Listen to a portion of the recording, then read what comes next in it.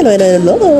Oh my God, sobrang saya ko. Bakit? Kasi nga, dito kami ngayon sa isa sa mga paborito kong kain. Nandito kami sa Greenwich sa SM. Mayayaya kami ng aking inanak na si Ay kasi salamat na kahit paano sa sobrang busy, nakapamasyal ako at na dinala mo pa kami dito sa isa sa mga paborito kong kain. Talagang na-miss ko talaga ito. Ang buwan din ako hindi kumakain dito sa Greenwich. Alam naman, sarap kasi yung mga pagkain nila dito kahit anong order mo sa kanila. Halos masarap kaya enjoy ako sa kakainin talaga ngayon. Grabe, isa sa mga paborito ko nandito sa harap ko ngayon na ako makakatiis. Ayan guys, kain tayo. Halika kayo sa manyo. Kasi nakikita nyo ako, sobrang saya ko, excited talaga, sobra talaga kasi nga isa sa mga paborito kong kainan to. Paborito ko talaga ito guys.